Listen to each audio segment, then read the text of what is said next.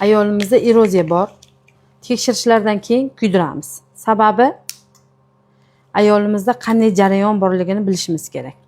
Aynan ayollarimiz juda ko'pchilik o'zi tekshiruv bilan kelishadi. Agar kimdir tekshirmagan bo'lsa, bizda mana bunaqa testlarimiz bor. Bu ekspress test deyiladi va aynan shu orqali biz ayolimizda bachadon bo'ynidagi eroziya qanday darajada ekanligini aniqlab beramiz. Mana o'zi testimiz natijasi chiqdi.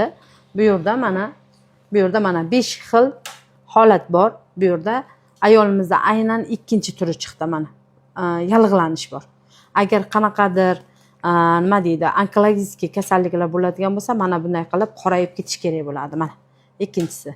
Bu bir pasga chiqadigan ishonarli ekspress test hisoblanadi. Sindiak, ya'ni ayolimizda bachadon bo'ynida VPC, onkologik kasalliklarni qo'zg'atadigan, rak kasalliklarini qo'zg'atadigan hujayralar bormi, yo'qmi? Mana shu narsani aniqlab beradi bu.